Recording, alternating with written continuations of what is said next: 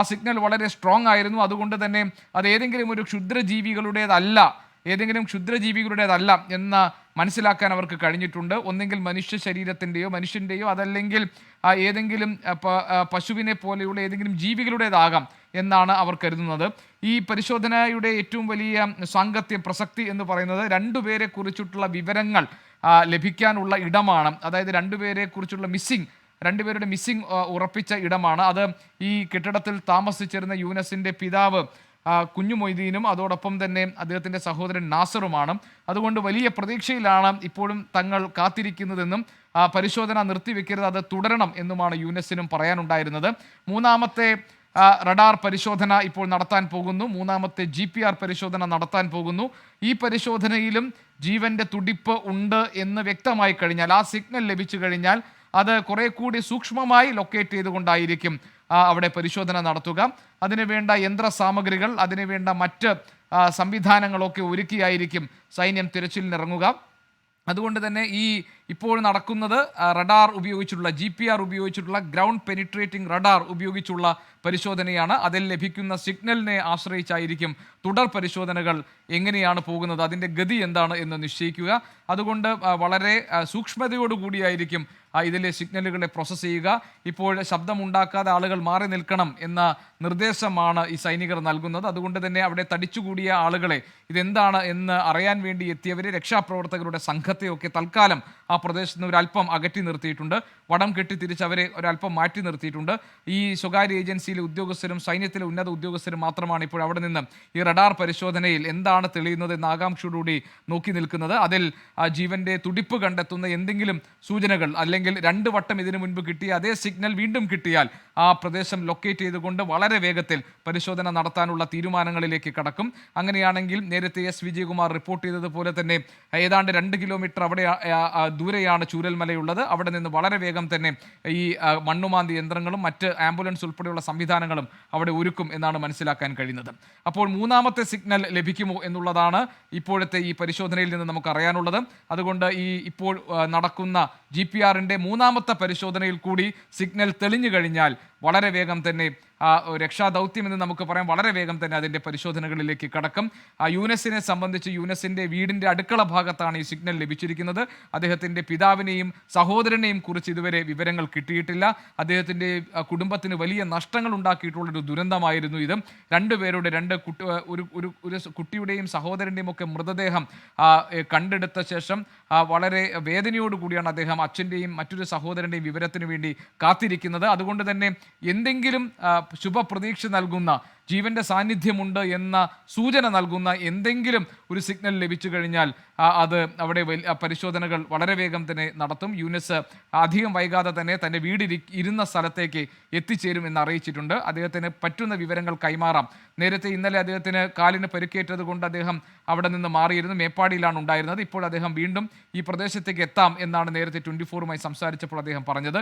അദ്ദേഹത്തിൻ്റെ വീടിരുന്ന പ്രദേശമായതുകൊണ്ട് തന്നെ ഈ തിരച്ചിലിന് ഏതെങ്കിലും തരത്തിലൊക്കെ അദ്ദേഹത്തിന് ഒരുപക്ഷെ സഹായകരമായ രീതിയിലുള്ള വിവരങ്ങൾ നൽകാൻ കഴിഞ്ഞേക്കും. അതുകൊണ്ട് യൂനസ്, അദ്ദേഹത്തിൻ്റെ സഹോദരൻ അയൂബും ഉണ്ട്, അവരിൽ ആരെങ്കിലും ഒരാൾ ഇവിടേക്ക് എത്തും എന്നാണ് അറിയിച്ചിരിക്കുന്നത്. ഏതായാലും ഇപ്പോൾ നമ്മൾ ആകാംക്ഷാപൂർവ്വം നോക്കുന്നത് ഈ റഡാർ പരിശോധനയിൽ എന്തെങ്കിലും ഒന്ന് തെളിയുമോ എന്നുള്ളതാണ്. രാത്രി ദൗത്യം ഇപ്പോൾ നടക്കുന്നത് ഈ ജീവന്റെ സാന്നിധ്യത്തെക്കുറിച്ചുള്ള സൂചനകൾ ലഭിച്ച സാഹചര്യത്തിലാണ്. അധികം വൈകാതെ തന്നെ ഈ റഡാർ സംവിധാനത്തിൽ എന്തെങ്കിലും ഒന്ന് തെളിയും എന്ന് നമുക്ക് പ്രതീക്ഷിക്കാം.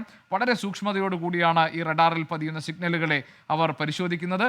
അപ്പോൾ നേരത്തെ കണ്ട അതേ പ്രദേശത്ത്, അതായത് നേരത്തെ കണ്ടത് മുണ്ടക്കൈ ടോപ്പിൽ ഒരു വീടും കടയും ഇരുന്ന കെട്ടിടാവശിഷ്ടങ്ങൾക്കിടയിൽ 20 മീറ്റർ ചുറ്റളവിലാണ് ഈ സൂചനകൾ ലഭിച്ചത്. ഏതായാലും സുർജിത്ത് അയ്യപ്പത്ത് നമ്മളോടൊപ്പം തുടരുന്നുണ്ട്. സുർജിത്ത്, മൂന്നാമത്തെ റഡാർ പരിശോധനയാണല്ലോ ഇപ്പോൾ നടക്കുന്നത്.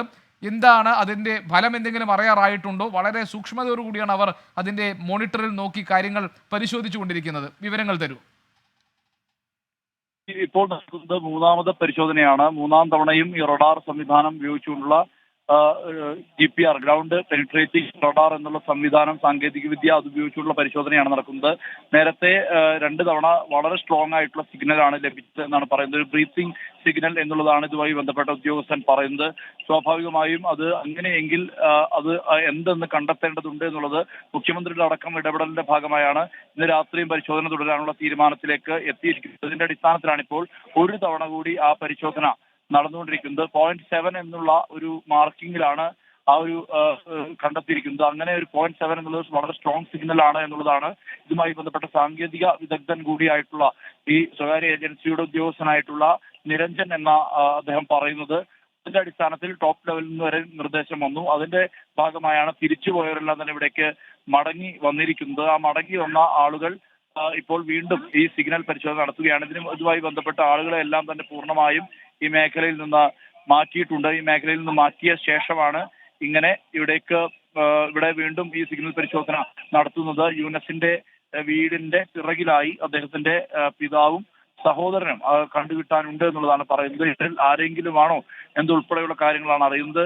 പക്ഷേ ഈ പരിശോധനയിൽ ബ്രീത്തിങ് സിഗ്നൽ എന്നുള്ള തരത്തിൽ, അതായത് ശ്വാസോച്ഛ്വാസത്തിന്റെ സിഗ്നൽ ഉണ്ട് എന്നുള്ളതാണ് പറയുന്നത്. അത് എന്തിൻ്റെതാണ് എന്നതുൾപ്പെടെയുള്ള കാര്യങ്ങളിൽ വ്യക്തത വരേണ്ടതുണ്ട്. എന്തെങ്കിലും തരത്തിലുള്ള മൃഗങ്ങളാണോ എന്നുൾപ്പെടെയുള്ള കാര്യങ്ങളിൽ വ്യക്തത വരേണ്ടതുണ്ട്. ഒരുപക്ഷെ ഇതിന് അടിയിൽ കിടക്കുന്ന ഒരു മനുഷ്യനാണെങ്കിൽ സ്വാഭാവികമായും അദ്ദേഹത്തിന്റെ ശ്വാസോച്ഛ്വാസമാണെങ്കിൽ എന്തായാലും ഇത് കൃത്യമായ രീതിയിലുള്ള പരിശോധന ഇന്ന് രാത്രി തന്നെ നടക്കേണ്ടതുണ്ട്. അതിന്റെ അടിസ്ഥാനത്തിലാണ് ഇന്ന് രാത്രിയിൽ വീണ്ടും ഒരു തവണ കൂടി ഈ യന്ത്രം ഉപയോഗിച്ചുകൊണ്ട് ഇപ്പോൾ സൈനികരെ കാണാം നമുക്ക്, അതോടൊപ്പം ഇതുമായി ബന്ധപ്പെട്ട ഉദ്യോഗസ്ഥരെ കാണാം. അത് വെച്ചുകൊണ്ടാണ് ഇപ്പോൾ ഈ നീക്കം, സാങ്കേതിക വിദഗ്ധരെ കാണാം. അത് വെച്ചുകൊണ്ടാണ് ഇപ്പോൾ ഇങ്ങനെ ഒരു നീക്കം നടന്നുകൊണ്ടിരിക്കുന്നത്. ഇത് ഈ പരിശോധനയുടെ റിസൾട്ട് അനുസരിച്ച്, ഫലം അനുസരിച്ചാകും മറ്റ് തുടർ നടപടികളിലേക്ക് കടക്കുക എന്നുള്ള കാര്യമാണ് വ്യക്തമാകുന്നത്. എന്തായാലും തുടർ നടപടികൾ ഈ പരിശോധനയുടെ റിസൾട്ടിന്റെ അടിസ്ഥാനത്തിലാകും തുടർ നടപടികൾ ഉണ്ടാവുക. എന്തായാലും ആ ഒരു നീക്കം ഉടൻ ഉണ്ടാകും എന്നുള്ളത് തന്നെയാണ് അറിയാൻ കഴിയുന്നത്. ഈ പരിശോധന ദീർഘിപ്പിച്ച്, അതായത് ഈ മേഖലയിലേക്ക് കൂടുതൽ സൈനികർ എത്തിയിട്ടുണ്ട്. ഈ മേഖലയിലേക്ക് എത്തിയിട്ടുണ്ട്. എന്തായാലും സൈനികരെത്തി അതിനുശേഷം കൂടുതൽ പേർ ഇവിടേക്ക് എത്തുന്നുണ്ട്. അങ്ങനെ ഇവിടേക്ക് എത്തുന്നത് ഒരുപക്ഷെ ഇത് തുറക്കാൻ, അതായത് ഈ മേഖല വീണ്ടും തുറന്നു തന്നെ പരിശോധിക്കാനുള്ള ശ്രമത്തിന്റെ ഭാഗമായിട്ടാണ് എന്നുള്ളതാണ് നമ്മൾ കരുതുന്നത്.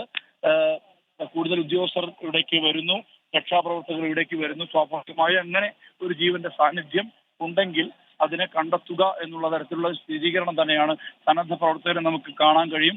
ആ മേഖലയിൽ അത് എല്ലാം മാറ്റിക്കൊണ്ട് ഒരു പരിശോധനയാണ് ഇപ്പോൾ പുരോഗമിച്ചുകൊണ്ടിരിക്കുന്നത്. സന്നദ്ധ പ്രവർത്തകരെ നമുക്ക് കാണാൻ കഴിയുന്നുണ്ട്. അതോടൊപ്പം സൈനികരുണ്ട്, പോലീസ് ഉദ്യോഗസ്ഥരുണ്ട്. അവരുടെ അടിസ്ഥാനത്തിൽ സിഗ്നൽ ലഭിച്ച ആ ഭാഗത്താണ് ഇപ്പോൾ നിലവിൽ പരിശോധന. എന്തൊക്കെയാണ് ഉള്ളതെന്ന് സംബന്ധിച്ചുള്ള അന്വേഷണമാണ് ഇപ്പോൾ നടന്നുകൊണ്ടിരിക്കുന്നത്. അതാ ഇവിടെ 4-ാം ദിവസമാണ് നമുക്ക് പ്രതീക്ഷയോടെ നേരിയ ഒരു തുരുമ്പ് കിട്ടുന്നത്. ഒരു കച്ചിത്തുരുമ്പാണ്. ഏതെങ്കിലും തരത്തിൽ ഒന്നും സ്ഥിരീകരിക്കാൻ ഇപ്പോഴും കഴിയില്ല. ഒന്നും കഴിയാത്ത സാഹചര്യമുണ്ട്. അവിടെ ആകെ നമുക്കറിയാവുന്നത് അതിനുള്ളിൽ ജീവനുള്ള ഒരു സാന്നിധ്യമുണ്ട് എന്ന് മാത്രമാണ്. അത് എന്തുമാകാം, പശുവാകാം, മനുഷ്യനാകാം, അല്ലെങ്കിൽ പശുവിനോളം പോകുന്ന, നേരത്തെ നമ്മളോട് സംസാരിച്ച ഈ ടീമിലുള്ള ഒരാൾ പറഞ്ഞത് ഒരു നായുടെ ഒരു പട്ടിയുടെ ശരീരത്തിൻ്റെ വലിപ്പത്തിന് മുകളിലേക്കുള്ള എന്തുമാകാം എന്ന് പറയുകയാണ്. അപ്പോൾ അത് മനുഷ്യനാണെന്നൊന്നും ഒന്നും പറയാൻ നമുക്ക് കഴിയില്ല, ഇപ്പോഴും പറയാൻ കഴിയില്ല. എന്നാലും നമ്മൾ ഈ കഴിഞ്ഞ 4 നാളായി ഇതുവരെ നമ്മൾ കേട്ട അങ്ങേയറ്റം ഹതാശയുടെയും നിരാശയുടെയും വാർത്തകൾക്കിടയിൽ ഒരു ജീവനുള്ള വസ്തു മണ്ണിനടിയിൽ 4-ാം നാളും ഉണ്ടോ എന്നുള്ള നമ്മുടെ ആഗ്രഹവും പ്രതീക്ഷയുമാണ് നമ്മൾ ഈ വാർത്തയിൽ തന്നെ നിൽക്കാൻ നമ്മളെ പ്രേരിപ്പിക്കുന്ന ഘടകം. അത് മനുഷ്യ സഹജമാണ്. നമ്മുടെ വലിയ പ്രതീക്ഷകൾക്കുള്ള എന്തെങ്കിലും മറുപടി കിട്ടുമോ എന്നുള്ള ആഗ്രഹമാണ്. അതുകൊണ്ട് ആ പ്രതീക്ഷകൾ പൂർത്തീകരിക്കണമെന്ന ഒന്നുമില്ല. പ്രതീക്ഷകൾ പൂർത്തീകരിച്ചേക്കാം എന്നുള്ള ഏതെങ്കിലും തരത്തിലുള്ള പ്രതീക്ഷകൾ ഇപ്പോഴും പൂർണ്ണമായില്ല. എങ്കിൽ കൂടിയും 0.0001% അവിടെ ഒരു മനുഷ്യജീവിതത്തിൻ്റെ സാന്നിധ്യമുണ്ടെങ്കിൽ അത് വലിയ കാര്യമാണ്, അങ്ങേയറ്റത്തെ വലിയ കാര്യമാണ്. ഈ രാത്രി നമുക്ക് പ്രേക്ഷകർക്ക് നൽകാൻ കഴിയുന്ന ഏറ്റവും വലിയ വാർത്തയാകും. ആ തെരച്ചിൽ അവിടെ തുടരുകയാണ്. ഒരു ഘട്ടത്തിൽ റഡാറിൻ്റെ സിഗ്നലുകൾ ആവർത്തിച്ച് കിട്ടുന്ന സാഹചര്യമുണ്ടായി. അപ്പോൾ പ്രതീക്ഷകൾ വാനോളം ഉയർന്നു. അതിനുശേഷം പരിശോധന കൂടുതൽ ശക്തമാക്കി. ഒരു ഘട്ടം കഴിയുമ്പോഴേക്കും പരിശോധന നിർത്തി അവിടുത്തെ ദൗത്യസംഘങ്ങൾ, ആർമി അടക്കമുള്ളവർ മടങ്ങുന്ന കാഴ്ച കണ്ടു. നമ്മൾ ഞെട്ടി. അതിനുശേഷം മുഖ്യമന്ത്രിയുടെ ഓഫീസിൽ ഇടപെടലുണ്ടായി. പോയ സംഘം അതേപോലെ തന്നെ മടങ്ങി വന്നു. വീണ്ടും അവിടെ ഫ്ലഡ് ലൈറ്റുകൾ എത്തിച്ചുകൊണ്ട് തെരച്ചിൽ ഏറെ ഊർജിതമായി സജീവമായി വീണ്ടും തുടരുകയാണ്. നമുക്കറിയണം എന്താണ് ഇനി അതിനകത്ത് 4-ാം നാളും ജീവനോടെ ഇപ്പോഴും ബാക്കിയുള്ളത്. അതൊരു മനുഷ്യനാണോ, അതൊരു പട്ടിക്കുട്ടിയാണോ, അല്ലെങ്കിൽ അതൊരു പശുക്കുട്ടിയാണോ, പശുവാണോ, എന്താണെങ്കിലും അത് ഈ രാത്രി അത് കണ്ടെത്തിയേ മതിയാവുകയുള്ളൂ. സുർജിത്ത് അയ്യപ്പത്ത് ചെയ്യുന്നു. സുർജിത്ത്, ഞാൻ നേരത്തെ പറയുകയായിരുന്നു, അത് എന്താണ് ഇപ്പോൾ പ്രോബബിലിറ്റിയുടെ അങ്ങേയറ്റത്തെ ഏറ്റവും നേരിയ ഏറ്റവും അവസാനം 0.001% മാത്രമാണ് ഒരു പ്രോബബിലിറ്റി എങ്കിലും നമുക്ക് 4-ാം നാൾ മണ്ണിനടിയിലുള്ള ജീവനുള്ള വസ്തു എന്താണെന്ന് അറിയണം. അതിനുവേണ്ടിയുള്ള തെരച്ചിലാണിപ്പോൾ. സുർജിത്ത്. തീർച്ചയായും ഹാഷ്മി, 4-ാം നാളിൽ എന്താണ് എന്ന് തന്നെ അറിയണം. ചിലപ്പോൾ അതിജീവിക്കുന്ന ഏതെങ്കിലും ജീവൻ ആകാം അത് എന്നുള്ളത് തന്നെയാണ് കരുതുന്നത്. അങ്ങനെയെങ്കിൽ അത് ആരാണ്, എന്താണ് എന്നറിയണം. അതിന്റെ അടിസ്ഥാനത്തിൽ തന്നെയാണ് ഇത്തരത്തിൽ ഈ രാത്രിയിലും വൈകിയും പരിശോധന തുടരാനുള്ള തീരുമാനത്തിലേക്ക് എത്തിച്ചേർന്നിരിക്കുന്നത്. ഇതിന്റെ അടിസ്ഥാനത്തിലാണ് ഈ കെട്ടിടത്തിന്റെ ഈ ഭാഗത്ത് പരിശോധന തുടങ്ങിയിരിക്കുന്നത്. സൈനികരും അതോടൊപ്പം തന്നെ സന്നദ്ധ പ്രവർത്തകരും ചേർന്ന് അവിടെ ലൈറ്റ് സംവിധാനം അടക്കം ഒരുക്കുന്ന ഒരു കാഴ്ചയാണ് നമ്മൾ കാണുന്നത്. ആ ഭാഗത്ത് സിഗ്നൽ അടക്കം എത്തിച്ചുകൊണ്ട്, ജനറേറ്റർ അടക്കം എത്തിച്ചുകൊണ്ടാണ് ഈ സൈനിക സംവിധാനങ്ങൾ ഇതുമായി ബന്ധപ്പെട്ട പരിശോധനയിലേക്ക് കടന്നിരിക്കുന്നത്. കാരണം ഇത് യൂനസ് എന്ന ആളുടെ വീടാണ്. അദ്ദേഹത്തിന്റെ പിതാവ്, അദ്ദേഹത്തിന്റെ സഹോദരൻ എന്നിവർ ഇവിടെ ജീവനോടെ ഉണ്ടോ എന്നുള്ള കാര്യത്തിലാണ് വ്യക്തത വേണ്ടത്. അവരെ ഇനിയും കണ്ടുകിട്ടാൻ കഴിഞ്ഞിട്ടില്ല. ഇതിന്റെ അടിസ്ഥാനത്തിലാണ് ഇങ്ങനെ ഒരു പരിശോധനയിലേക്ക് എത്തിയത്. ഈ GPS ഗ്രൗണ്ട് പെനിട്രേറ്റിംഗ് റഡാർ എന്ന് പറയുന്ന സംവിധാനമാണ്. ആ ഒരു സംവിധാനം ഉപയോഗിച്ചുകൊണ്ടാണ് ഇങ്ങനെ ഒരു പരിശോധന. ഇതുമായി ബന്ധപ്പെട്ട ഉദ്യോഗസ്ഥർ, ഇതൊരു സ്വകാര്യ ഏജൻസിയാണെന്നാണ് അറിയുന്നത്. ആ സ്വകാര്യ ഏജൻസിയുടെ ഉദ്യോഗസ്ഥരായിട്ടുള്ള നിരഞ്ജൻ ഉൾപ്പെടെയുള്ളവർ സംസാരിച്ചു. ടോപ്പ് ലെവലിൽ നിന്നുള്ള നിർദ്ദേശം അനുസരിച്ചാണ് ഇങ്ങനെ ഒരു കാര്യം ചെയ്തുകൊണ്ടിരിക്കുന്നത് എന്നുള്ളതാണ് പറയുന്നത്. വീണ്ടും ഒരു പരിശോധനയ്ക്ക് ആദ്യഘട്ടത്തിൽ ആ പരിശോധന തുടങ്ങിയതാണ്. തുടങ്ങി ആദ്യം സിഗ്നൽ ലഭിച്ചു, പിന്നീട് കുറച്ചുകൂടി സ്ട്രോങ് ആയ സിഗ്നൽ ലഭിച്ചു. സ്ട്രോങ് ആയ സിഗ്നൽ എന്ന് പറയുമ്പോൾ അത് 0.7 എന്നുള്ള ഒരു രേഖപ്പെടുത്തലാണ് ഉണ്ടായതെന്ന് അദ്ദേഹം തന്നെ പങ്കുവയ്ക്കുന്നുണ്ട്. ആ 0.7 എന്നുള്ള രേഖപ്പെടുത്തൽ സ്വാഭാവികമായ ഒരു ബ്രീത്തിങ് സിഗ്നൽ എന്നുള്ളതാണ് അദ്ദേഹം വ്യക്തമാക്കുന്ന കാര്യം. അങ്ങനെയെങ്കിൽ ആ ബ്രീത്തിങ് സിഗ്നൽ എങ്കിൽ അത് എന്തിന്റെ സിഗ്നലാണ്? അത് ഒരുപക്ഷെ മനുഷ്യജീവനാണോ, അതോ മറ്റെന്തെങ്കിലും മൃഗങ്ങളാണോ, ഇതുൾപ്പെടെയുള്ള കാര്യങ്ങൾ എന്താണ് അതിനകത്തുള്ളത് എന്ന് അറിയണം. ഈ യൂനസ് തന്നെ വ്യക്തമാക്കി, തന്റെ വീടിന്റെ തൊട്ടടുത്ത് അങ്ങനെ ഒരു മൃഗങ്ങൾ ഇല്ല, പശു ഉൾപ്പെടെയുള്ള മൃഗങ്ങളൊന്നും തന്നെ അദ്ദേഹം തന്നെ വ്യക്തമാക്കിയതാണ്.